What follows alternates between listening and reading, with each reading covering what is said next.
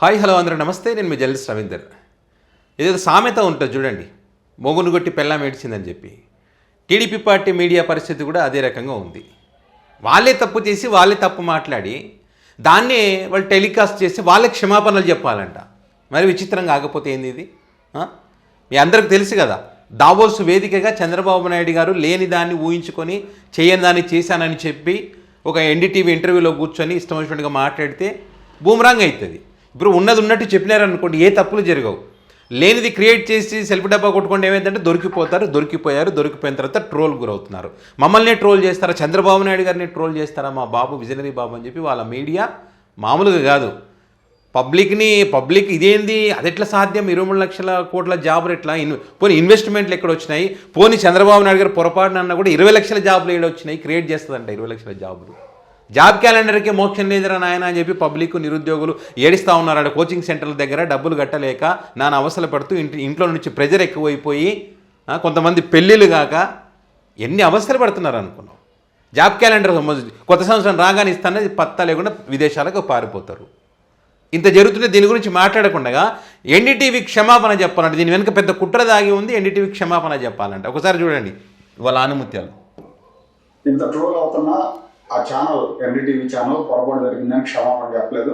చూద్దాం మరి ఎన్డీటీవీ వాళ్ళ మీడియా విలువల్ని కాపాడుకుంటుందా, లేదంటే మేము ఇలాగే వేస్తాం, దానికి మేము క్షమాపణ చెప్పేది ఏం లేదు, దాన్ని రిమూవ్ చేసేది కూడా ఏం లేదు అన్నట్టుగానే వదిలేస్తారా? ఇంత ట్రోల్ అవుతున్నా చూడండి, ఆ ట్రోల్ అవుతుంది కదా, అది ఎన్డీటీవీ వాళ్ళు క్షమాపణ చెప్పాలంట. ఎన్డీటీవీ వాళ్ళు కావాలని చెప్పే దాన్ని టెలికాస్ట్ చేశారు అని అంటారు. మళ్ళీ వీళ్ళే కొంతమంది ఏమంటారంటే ఎన్డీటీవీ వాళ్ళు అలా చేయలేదు కానీ వైసీపీ మరి కొంతమంది వర్గము దాన్ని ఎడిట్ చేసి పెడుతున్నారని చెప్తారు. దేశం మొత్తం చూసింది కదా, చంద్రబాబు నాయుడు గారే మాట్లాడారు 23 lakhs crore జాబ్స్ అని. ఒకసారి అది కూడా వినండి, ఎందుకంటే కొంతమందికి అర్థం కాదు మనం చెప్పేది, అబద్ధమే అనుకుంటారు ఇప్పుడు కూడా. ఇది చూడండి. As on today, 18 months, I got investment in nearly 20 lakh crores. It is going to create 23 lakh crore jobs. అతడు కూడా యాంకర్ షాక్ అయినాడు. మరి ఇట్లా అన్నప్పుడు చాలామంది తెలివైన వాళ్ళు కదా, వాళ్ళు లెక్కలు వేస్తారు. దేశ జనాభా ఎంత, ప్రపంచ జనాభా ఎంత, పోనీ ఆంధ్రప్రదేశ్ రాష్ట్ర జనాభా ఎంత, ఒక్కొక్కరికి నువ్వు చెప్పే లెక్కలు జాబ్లు ఎంతమందికి వస్తాయని అడుగుతారు. కాబట్టి మనం మాట్లాడేటప్పుడు జాగ్రత్త మాట్లాడితే ఏ సమస్య రాదు. ఇప్పుడు ఏమంటారు, వీళ్ళు క్షమాపణ చెప్పాలంట. పబ్లిక్ అదే అడుగుతున్నారు, అట్టెట్లా క్షమాపణ చెప్తారు సార్, మాకు అర్థం కాదు. ఇప్పుడు ఒక పోస్ట్ మ్యాన్ ఒక లెటర్ తెస్తాడు, ఆ లెటర్లో బ్యాడ్ న్యూస్ ఉంటుంది. ఆ బ్యాడ్ న్యూస్ ఉందని చెప్పి ఆ పోస్ట్ మ్యాన్ ఏమైనా చంపేస్తారా? ఎందుకు సారీ చెప్పాలి? సారీ ఒకటి సరిపోతుందా, లేకపోతే 14 రోజులు ప్రాచీత దీక్షలు చేసి మళ్ళీ దేశంలో ఉన్నటువంటి గుళ్ళు మెట్లు కడగాలనా అని అడుగుతూ ఉన్నారు. మరి చెప్పండి, ఆన్సర్ చెప్పండి. వాళ్ళకి ఏం చేయమంటారు?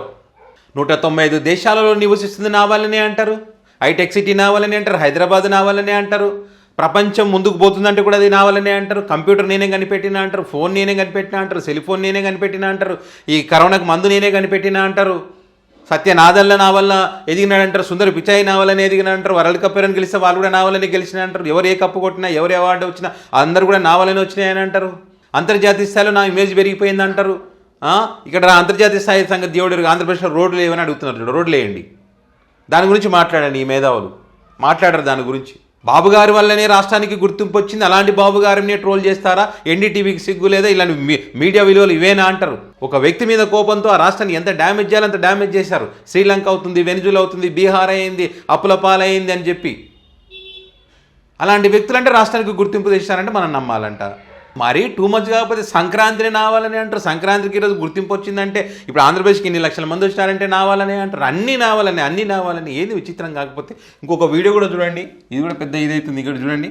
Individuals have to lead. You mentioned Prime Minister Modi. Do you believe individuals have to, in a way, lead this India story, or do you believe institutions are going to lead this story now? Both. Individuals will build institutions. If you see now, India is having inherent strengths. It is a sleeping giant. I don't want to mention names. I used to pursue all prime ministers or national leaders to go to different countries and promote India. Never they did it. Today, I am proud. My prime minister is well respected all over the world. I am proud of him. That is where I am telling you, leader makes all the difference. Do you believe believe individuals have to lead? You mentioned Prime Minister Modi. Do you believe individuals? చూడండి, ఇట్లా మాట్లాడితే troll చేయరా చెప్పండి. ప్రధానమంత్రులకు నేనే సలహా ఇచ్చిన Indian promote చేయమని చెప్పినా అంటారు. సో విజన్ 2020 అంటారు, ఇప్పుడు విజన్ 2047 అంటున్నారు. అమరావతి సింగపూర్ అని చెప్పి గ్రాఫిక్స్ చేసి చూపిస్తారు, బాహుబలి గ్రాఫిక్స్ అని చెప్పి పెద్ద ఎత్తున ట్రోల్ అయినాయి. అది ఇంతవరకు మోక్షం లేదు, చట్టబద్ధత లేదు, మున్సిపాలిటీకి పరిమితం అయిపోయింది. అది ఏమైనా ఎన్డీటీవీ ఏమైనా సపరేట్గా మాట్లాడిన దాన్ని మాట్లాడినట్టుగా ఏఏలో కానీ ఎక్కడైనా కానీ క్రియేట్ చేసి ఏమైనా చేసిందా? లేదు కదా. బాబు గారు మాట్లాడిందే ప్లే చేసినారు, దాన్ని ఎడిట్ చేసి కుట్ర చేసి పరువు తీసే ప్రయత్నం చేస్తున్నారని చెప్పి ఎట్లా అంటారు?